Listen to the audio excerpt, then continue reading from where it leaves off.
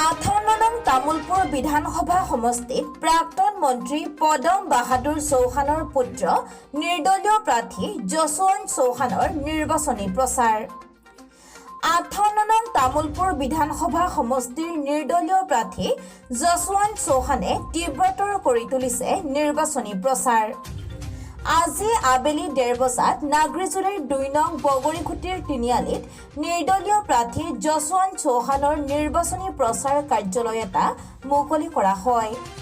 সভাত কেইবাগৰাকীও সমৰ্থকে ভাষণ ৰাখি বিজেপি চৰকাৰৰ লগতে BPF UPPLক সমালোচনা কৰে।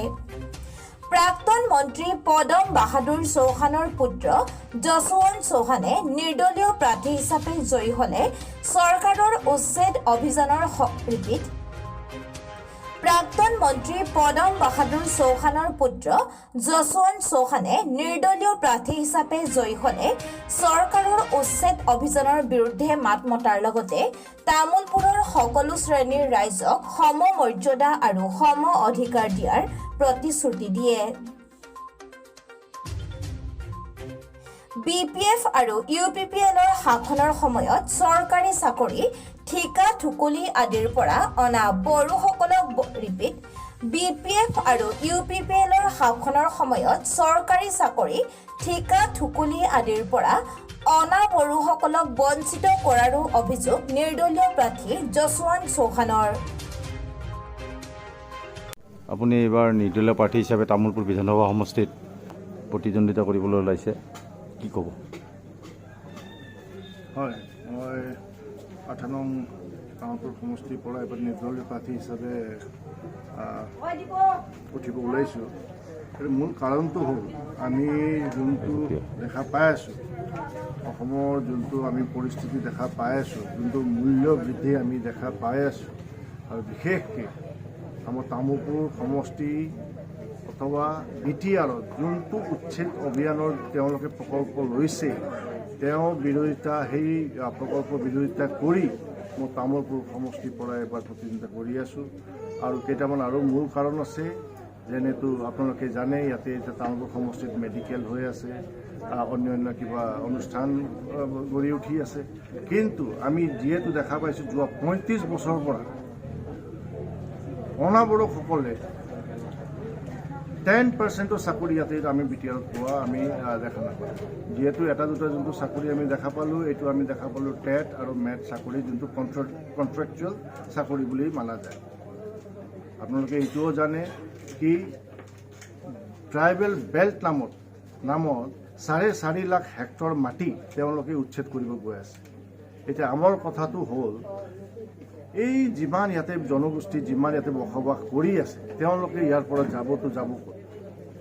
সেইদিনা মই আঙৰপেটা ইয়াতে আমাৰ তামুলপুৰ সমষ্টিত এটা জেগা আছে দৰংগাজুলিত, তাতে মই জানা 550 পৰিয়ালক তেওঁলোকে নটিচ দিছে, জাননী কৰিছে কি তেওঁলোকে ইয়াৰ পৰা ওলাই যাব লাগিব। এতিয়া সেই ফেমিলিসকল যাবতো যাব ক'ত? তেওঁলোকে যুগে যুগে ইয়াতে বসবাস কৰি আছে। আৰু গভৰ্ণমেণ্টৰ স্থিতি এটা প্ৰশ্ন আছে কি খিলঞ্জীয়াক মাটিটো বেচিব বা কিনিব পাৰে। তো আৰু এটা কথা মই এতিয়ালৈকে বুজি পোৱা নাই, খিলঞ্জীয়া মানে কি? খিলঞ্জীয়া কাক কয়? সেইটো তেওঁলোকে প্ৰশ্ন কৰি দিয়ক। আৰু আন বহুতো জ্বলন্তৰ অসুবিধাত আমি বসবাস কৰি আছোঁ। আপোনালোকে জানে কি যোনটো যেতিয়া ৰাজনীতি যেতিয়া ইলেকশ্যন আহে, তেতিয়া আপোনালোকে দেখিব বড়ো ৰাজনীতিটো এনেকুৱা ৰাজনীতি, তেওঁলোকে খালি প্ৰলোভন দি কিনে মদ মাংস পইচা দি কিনে ৰাইজক কিনিব এটা চেষ্টা কৰে। তাৰ বাহিৰত আমি দেখা পাইছোঁ যিমানে সা সুবিধা আহে, বাকী জনগোষ্ঠী সদায় বঞ্চিত হৈ থাকে। প্ৰাৰ্থী জলেন দৈমাৰী, ইপিনে BPFৰ প্ৰাক্তন EM গণেশ কছাৰী আৰু GSP সমৰ্থিত প্ৰাৰ্থী ব্ৰজেন্দ্ৰনাথ ডেকা, এইসকলৰ লগত কি ধৰণে আপুনি আগুৱাই যাব প্ৰতিদ্বন্দ্বিতা? আমি দেখা পাইছোঁ UPPL হওক বা গণেশ কছাৰীয়ে হওক, মই আপোনাক যিহেতু কৈছোঁ, এই দুজনৰ মাজত যোনেই হওক কি কৰে, তেওঁলোকৰ এটাই উদ্দেশ্য কি কেনেকুৱা ইয়াতে মানুহক উচ্ছেদ কৰা যায় আৰু কেনেকুৱা তেওঁলোকে বড়ো ৰাজনীতিটো চলাব পাৰে।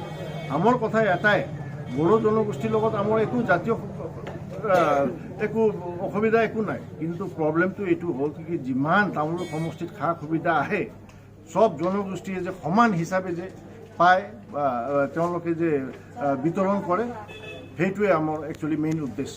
হয়, আপোনাৰ দেউতা প্ৰাক্তন মন্ত্ৰী আছিলে তামোলপুৰ বিধানসভা সমষ্টিৰ। আপোনাৰ দেউতাৰ পৰা কিবা ভোটত আপোনাৰ তাতে প্ৰভাৱ পৰিব নেকি? 100% পৰিব, কিয়কি আপোনালোকে জানে 1984 যেতিয়া পূৰা অসম জ্বলিছিল, কিন্তু সেইটো সময়ত মোৰ দেউতা ইয়াতে মিনিষ্টাৰ হিচাপে আছিল। আৰু সেইটো সময়ত চাগে পূৰা অসমত তামোলপুৰে এটা এনে সমষ্টি আছিল য'ত এটাও ঘৰ বা একো এনেকুৱা এটা বেয়া কাৰ্য একো হোৱা নাছিল।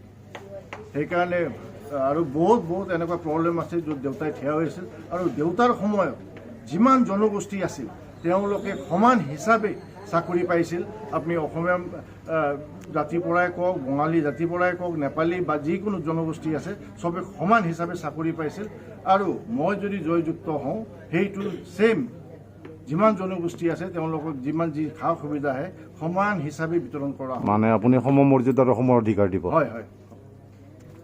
লৈছোঁ কি এইবাৰ তামোলপুৰ সমষ্টিত যে এটা জেনেৰেল কেণ্ডিডেট জিকি যায় সেইটোৱে আমি আশা ৰাখিছোঁ। আৰু তামোলপুৰ ৰাইজক মই এইটোৱে অনুৰোধ জনাইছোঁ কি এইটো আমাৰ এটা আমি যিমান বাকী জনগোষ্ঠী আছোঁ তেওঁলোকৰ এইটো অন্তিম যুঁজ। সেইকাৰণে আশা ৰাখোঁ আপোনালোকে মই নিৰ্দলীয় প্ৰাৰ্থী হিচাপে কাপপ্লেট ছবিত যে তামোলপুৰ ৰাইজে যে আমাক যে ভোট দি বিপুল ভোটত যে জয়যুক্তি কৰে সেইটো এইখিনিয়ে মই ক'ব গৈ আছোঁ। তামোলপুৰৰ পৰা ধীৰজ উপাধ্যায়ৰ ৰিপৰ্ট, বাক্সা লাইভ।